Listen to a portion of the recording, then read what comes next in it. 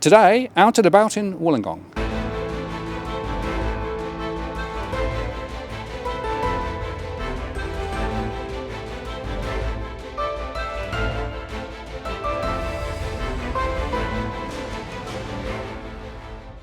Hello again, it's Martin North from Digital Finance Analytics, one of the latest posts covering finance and problem news with a distinctively Australian flavour.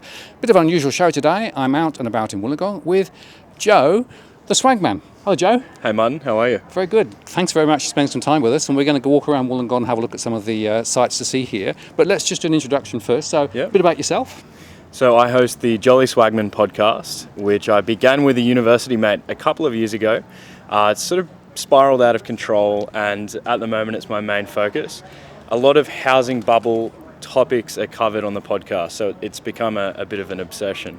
I know the obsession, yes. So how often do you post?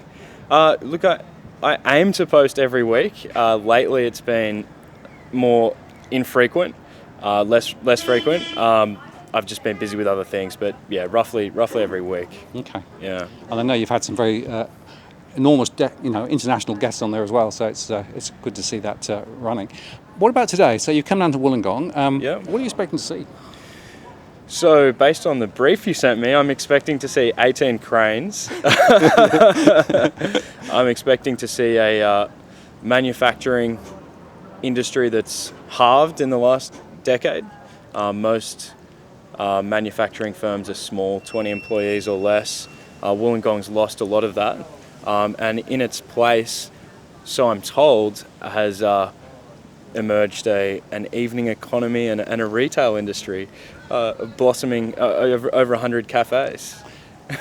Yeah, well, it's so interesting. Look, the population of the area is around 220,000, right? And it's been growing, a few years ago it was about 1.5, 1.6% per annum. It's dropped, it's now about 0.8% per annum.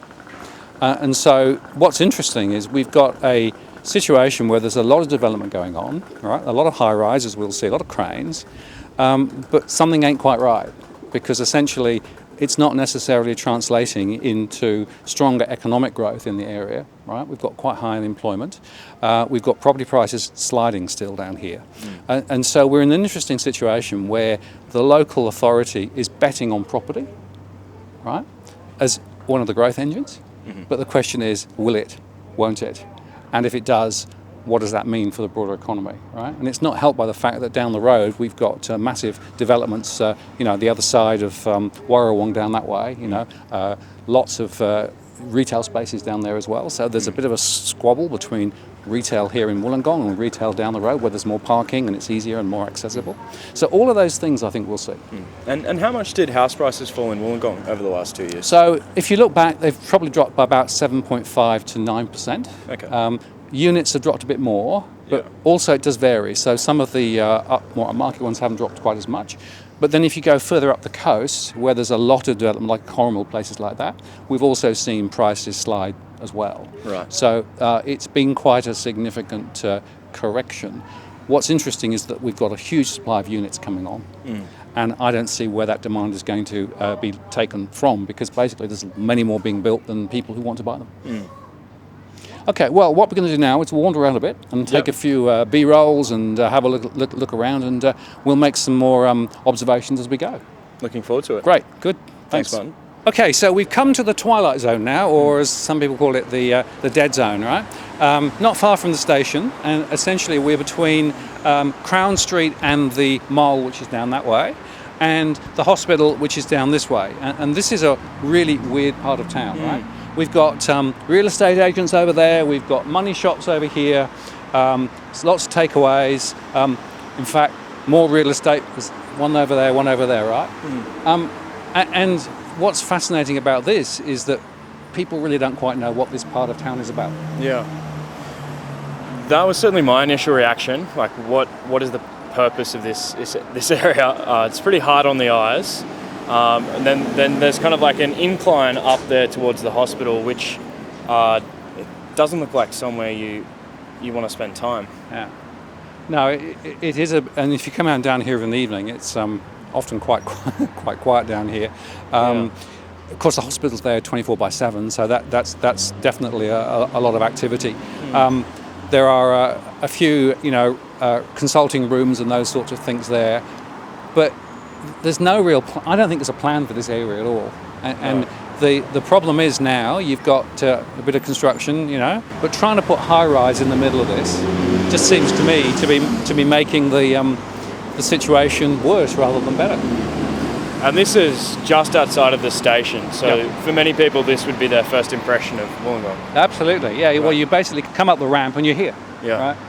Right? It is not very awe-inspiring, if I'm honest.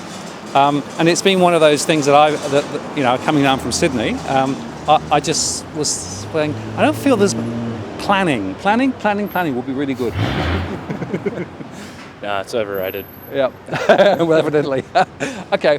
So Joe, here we are now further down Crown Street. I just wanted to point out this block of shops over here because it's quite an interesting example, right? You've basically got a massage parlour, you've got finance, cheap loans, quick loans, you've got a lease that's actually for leasing, and you've got dental.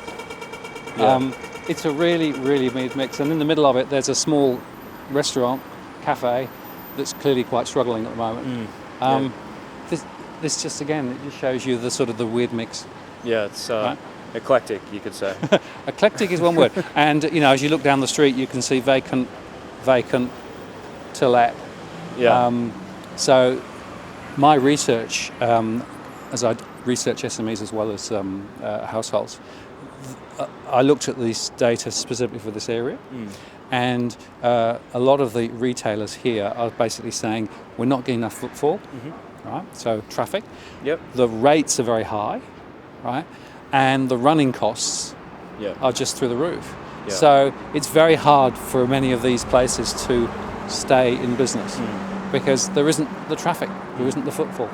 And that's precisely what we'd expect in these broader macroeconomic conditions where wages haven't been increasing and people's balance sheets have been harmed by falling house prices. Yeah, people aren't spending, and the unemployment rate's always been high here relative to Sydney. Yeah, like 5% here? It's higher than that. Right, a lot higher okay. than that. And what we're finding at the moment is that the mortgage stress levels are a lot higher here too, right, relative to other places. So a lot of people are in financial difficulty. And what we're also finding from our surveys is that a lot of people are essentially in work, but it's not well-paid work. So they may be working the hours, but they're not getting the income. And that's one of those really devilish problems that we're seeing quite widely across Australia at the moment. But it's absolutely here. So Joe, we've just come down the street now, and behind us, this is the new retail segment. A lot of big name shops here now, from Coles and JB Hi-Fi and those things, right? And what it's done is it's sucked quite a lot of activity from elsewhere here, right? But it's pretty much generic, retailing now. Right. Even though I have to say I've come here a few times and it's never very busy. So I'm not sure how successful it's been in terms of actually creating a new retail centre. It's sucked a lot of the retail activity from over the other side of the road there. It used to be down the other side there. So it's sort of shifted some of the centre of gravity. But I'm not necessarily convinced that it's been that successful. Right. I mean, it certainly feels comparatively more vibrant than where we were just before in the dead zone. I think we counted about 5 payday loan shops on our walk down here. Yep. I mean, it was called the dark zone, the twilight zone. It should be the payday loan zone. Exactly. I mean, it is incredible. But it goes back to this issue of the financial pressures that households are on here. Right? Absolutely. This is absolutely an integral part of trying to manage a budget in this part of the world. Yeah. So where do we go next? Well, I think we're going to go a little bit further around the corner, and we're going to look at some of the other retail environments that are also for lease. There's another one over the road there for lease, right? And then we'll double back and we'll go and look at some of the residential developments, because that's the other thing that's remarkable here. There are lots and lots of high rises being thrown up, right? And not just a few floors, many floors. And I'm thinking, well, there's just so much stuff being built, but who's going to buy it all? Okay, so we've now come down into the older mall, the Crown Street Mall originally, right? And I actually think this was quite an interesting area, right? It used to be the centre of gravity. There's now a bit of a squabble between this and over the road. but it's actually quite vibrant, and it's very different from the other end of town. And it really highlights and contrasts the dead zone up there and down here. Yeah, it feels a little more normal. There's a lot of people in here, and a lot of big brand names you'd recognise: David Jones, General Pansco, Just Jeans, etc., etc. We've got some markets down there. Yeah, and they actually have some quite interesting evening markets and those things too. And interestingly, there's a few sort of side streets now that are beginning to come to life. A few years ago, people wouldn't go down there, down that alley. At night. Whereas now they're much more willing and able to come out. So there's some good news stories here too. Yeah. I don't want people to think we're just white anting Wollongong, but it just contrasts where we came from and where we are now. So one of the other interesting things is that some of the retail space here is on very short rental lease. 30 days. 30 days, yeah, Wow. yeah. And that's because people can't commit to longer term, right? And they actually get slightly better rents for short term because basically what the owners are doing is just getting somebody in there to get some money, right? Right. But it's not necessarily that sustainable, but Yeah. it does mean that you get some quite interesting stores popping up and going away again. Tough way to run a business. Hugely tough, absolutely, right. And of course, there's still the question of the rates and all those other costs that are still here, right? Yeah. And so it's not cheap to try and run a business. Yeah. So, Joe, we've come down now through the mall, right? Yeah. And that we're on the outskirts of it now. And interestingly, there's quite a story here in the building behind. This is going to be a significantly taller building than it currently is. It's actually a replacement of an existing building, so they'll retain existing features, then go up. And it's part of this really interesting puzzle of a lot of construction underway. There's more than 10 or 11 high-rise constructions going on across Wollongong at the moment, right? And again, I come back to this question: well, who's going to buy them? Given what's going on here at the moment. And this one will be commercial? It looks like it will be commercial because it's close into the mall. So then the question is, well, office space, presumably. So that's an interesting observation in its own right in terms of demand for office space. I haven't seen that coming through my surveys. So Right. I don't know whether what demand there is there. So interesting. Yeah. But we've come really out not that far from where we were, and it's now very quiet again. Yeah. So you can realise that the centre of Wollongong is quite a closed, small area. And then, it's almost like the analogy to the dead zone the other side of the centre. Yeah, not quite as decrepit, but there's definitely that burst of activity in closer to the mall. Yep. Very quiet down here. And again, you see Felice. There's several Felices here. Yeah. The national flag of Wollongong, the for lease sign.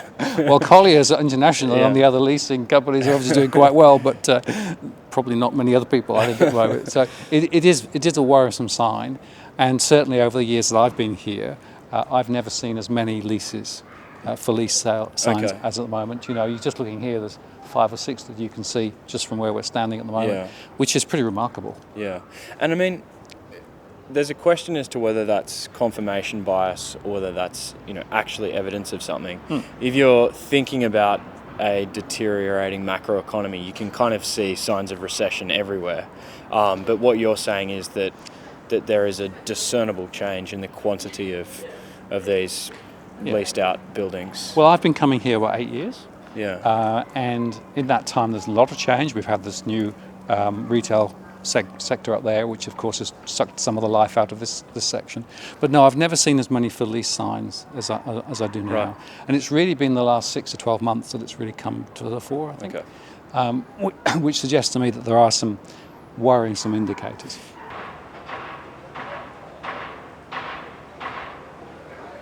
Okay, so Joe, we've come up the hill, and this is now bang in the high-rise residential construction area, right? You can hear all the machines going. There's 1, 2, 3, 4 buildings all under construction. Massive amount of development. And I feel like we should be wearing hard hats. We're close, but not too close. But it's really weird because it's a sort of a back street. There's not a huge amount of access. And it looks to me as though on the ground floor in all of these there will be commercial or retail spaces. Yeah. And then the residential above. Yeah. So this is what we call mixed use. Yeah. Yeah. A classic example that we've seen in many different locations around Australia. And in many cases, the ground floors just never get leased. That's right. This story is playing out around the country, and it's just stunning to me that that's going to be a residential tower on top. Yep. Like, it feels like it's going to take a long time to absorb that amount of supply. Yeah. Well, the basic problem I have is I don't think that the population is growing very fast, right? Yeah. I'm not sure that there's enough demand for this type of stuff. Yeah. And of course it will depress existing prices, as it always tends to. Right? Yeah. So for me, this is part of the conundrum of Wollongong, right? And what is interesting is that the council have put all their eggs in the property speculation basket, as far as I can see, by allowing all this to happen. But I'm not sure it'll play out as well as they hope.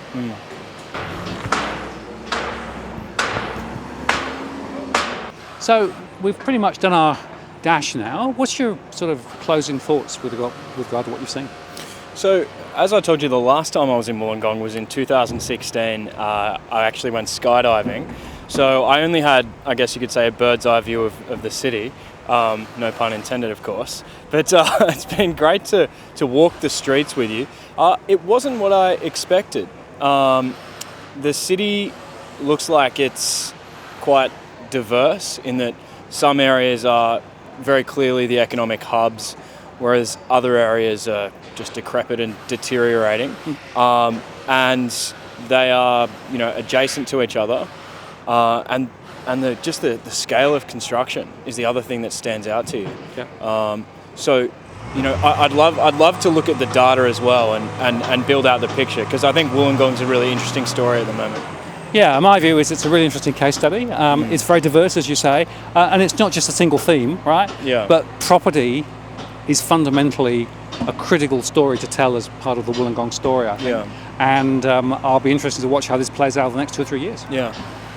Well, thanks for spending some time with us today. It's been great, and we look forward to catching up again soon. Awesome. Great Cheers. to finally meet you. Thanks. Thank you.